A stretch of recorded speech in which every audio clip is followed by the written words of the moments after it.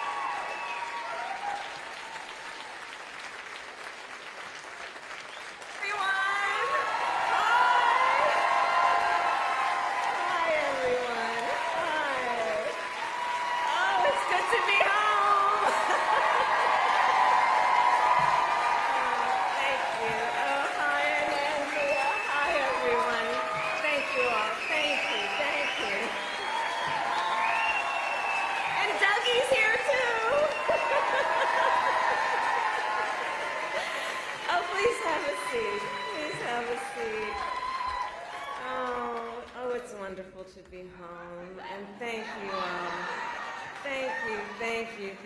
Thank you. Oh, in 20 years, Andrea. My goodness. I mean, your babies are grown.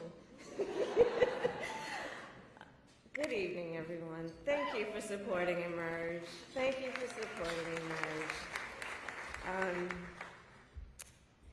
It is so wonderful to be home and to be back with all the leaders who are here, and to celebrate this extraordinary organization, which is an organization of so many exceptional leaders, those who found the courage to run for office, and those who support them. Emerge, I will say something you know. Throughout my entire career in life, I have always believed in the ideals of our nation.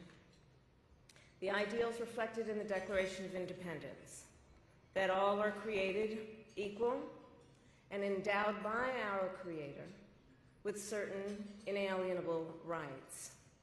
Ideals advanced and affirmed by the service and sacrifice of generations of patriots.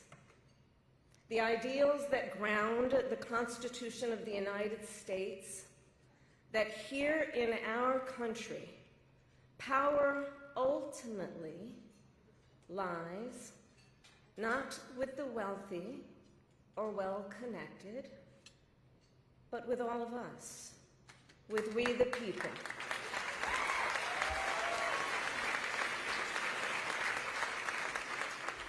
Now, of course, I recognize that America has never fully lived up to these ideals, that for all the gains we've made, the American dream has for decades been slipping further out of reach for so many, and that the American people deserve leaders who make their lives better and make our country stronger. But sadly, we have seen quite the opposite over these past few months. Now, I know tonight's event happens to coincide with the 100 days after the inauguration, and I'll leave it to others to give a full accounting of what has happened so far. But I will say this.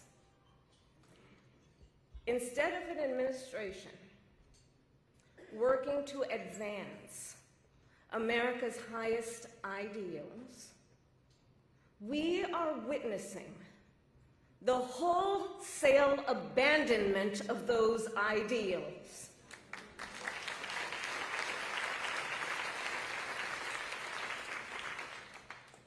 And what we are also seeing in these last 14 weeks is Americans using their voice and showing their courage. We all know President Trump and his administration and their allies are counting on the notion that fear can be contagious. They are counting on the notion that if they make some people afraid, it will have a chilling effect on others. But what they're overlooking, what they have overlooked, is that fear is not the only thing that's contagious. Courage is contagious.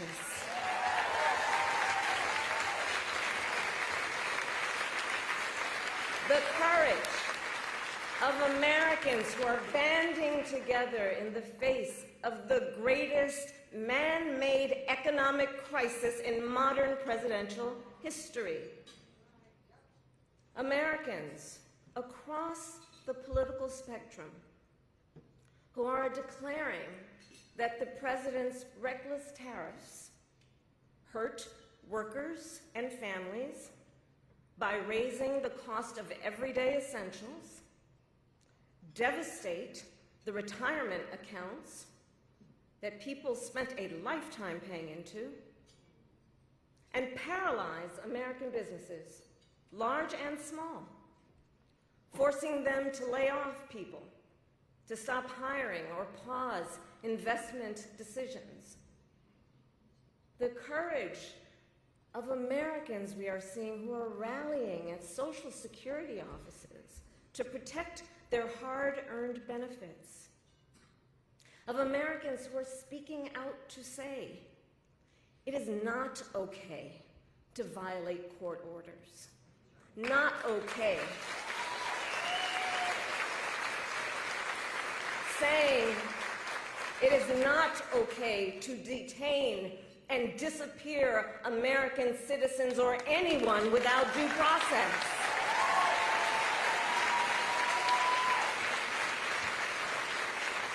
The courage of judges to uphold the rule of law in the face of those who would jail them.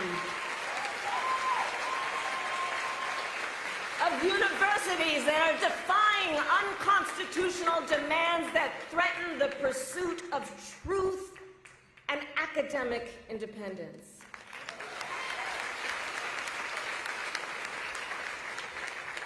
And I will tell you, the courage of all these Americans inspires me. And I have been inspired by the movements like the one in Wisconsin that put Susan Crawford on the Supreme Court. By the State of the People Power Tour that is aiming to ignite a grassroots movement to lift up voices and advance freedom and justice. And by leaders across the spectrum, including congressional leaders like Cory Booker, Chris Van Hollen, Chris Murphy, Jasmine Crockett, Maxwell Cross, AOC, and Bernie Sanders. All who, in different ways, have been speaking with moral clarity about this moment. So here's one of the other things I wanted to talk about tonight and to highlight. So look, some people are describing what's been happening in recent months as absolute chaos. And of course I understand why. And it's certainly true of those tariffs. Tariffs that, as I predicted, are clearly inviting a recession. But friends, please let us not be duped into thinking everything is chaos.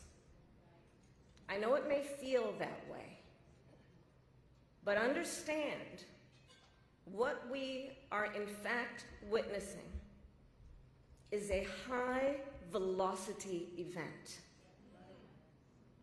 where a vessel is being used for the swift implementation of an agenda that has been decades in the making.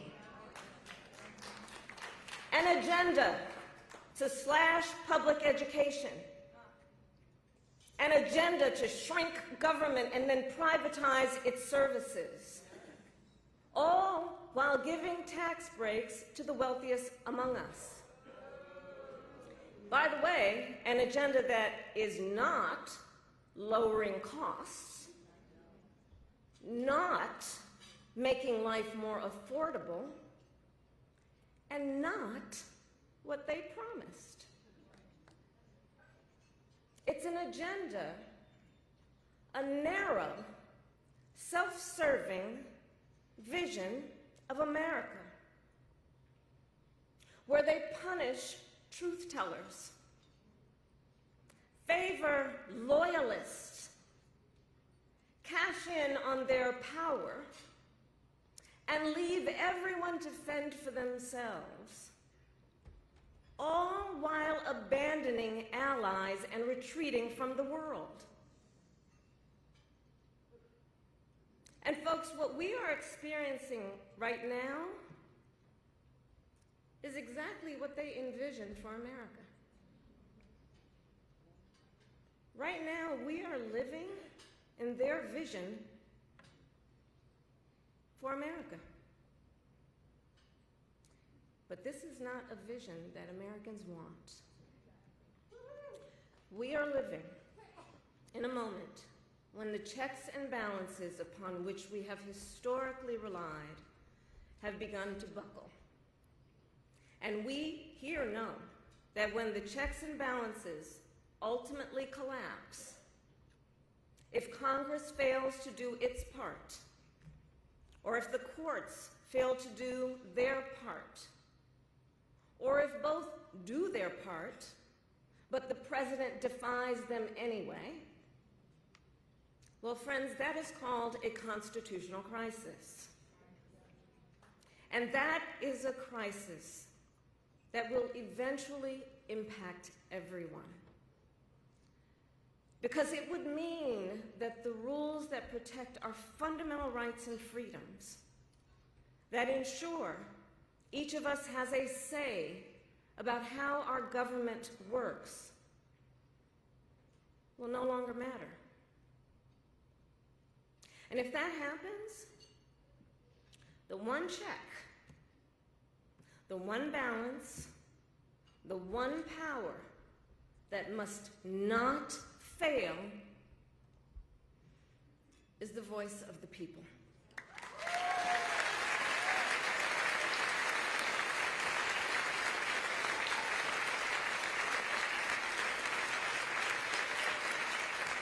And look, right now I know a lot of folks are wondering what's going to guide us through this moment. How are we all going to figure out how to chart the course? But that's not a reason to throw up our hands. In fact, please allow me, friends, to digress for a moment. Okay. It's kind of dark in here, but I'm asking for a show of hands. Who saw that video from a couple of weeks ago, the one of the elephants at the San Diego Zoo during the earthquake? Google it if you've not seen it. So that scene has been on my mind. Everybody's asking me what you've been thinking about these days. Well, so in the video, for those who haven't seen it, here those elephants were. And as soon as they felt the earth shaking beneath their feet, they got in a circle and stood next to each other to protect the most vulnerable. Think about it. What a powerful metaphor. Because we know those who try to incite fear are most effective when they divide and conquer, when they separate the herd, when they try to make everyone think they are alone. But in the face of crisis, the lesson is don't scatter. The instinct has to be to immediately find and connect with each other, and to know that the circle will be strong.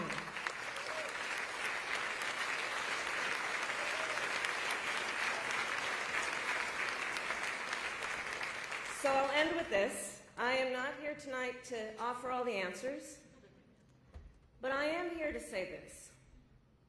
You are not alone, and we are all in this together. And straight talk, things are probably going to get worse before they get better. But we are ready for it. We are not going to scatter. We are going to stand together, everyone a leader, and emerge. You have a special role to play. Organizing is as important as ever. Mobilizing is as important as ever. Running for office is as important as ever. So please, everyone here, please keep doing what you are doing. And to everyone, let's lock it in. Lock it in. Gear up for the hard work ahead. And please, always remember, this country is ours. It doesn't belong to whoever is in the White House. It belongs to you. It belongs to us. It belongs to we, the people. Thank you. God bless you, and God bless America. Thank you all.